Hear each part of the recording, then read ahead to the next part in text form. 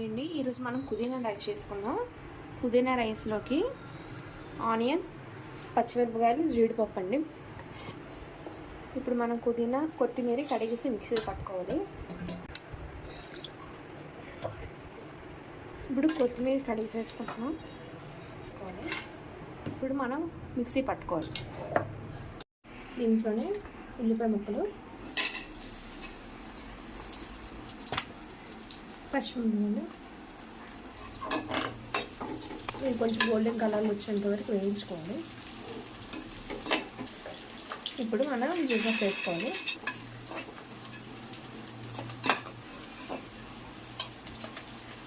చూడండి, నేను లోటా బియ్యం వేసుకున్నాను. లోటాకి 2 లోటాలు నీళ్ళు పోసి ఇది కొంచెం కలుపుకొని కొంచెం ద్వారగా వేయడానికి ఉంచుకోవాలి. కొంచెం మనం కొత్తిమీర, పుదీనా పేస్ట్ చేసుకున్నాం కదా, అది దీంట్లో వేసుకోవాలి. దీంట్లో కొంతమంది ఫుడ్ కలర్ వేస్తారండి, ఫుడ్ కలర్ వేయలేదు.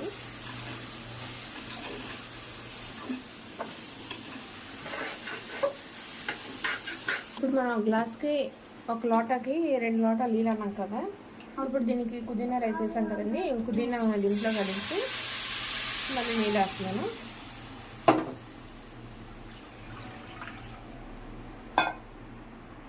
సాల్ట్ వేసుకోవాలి.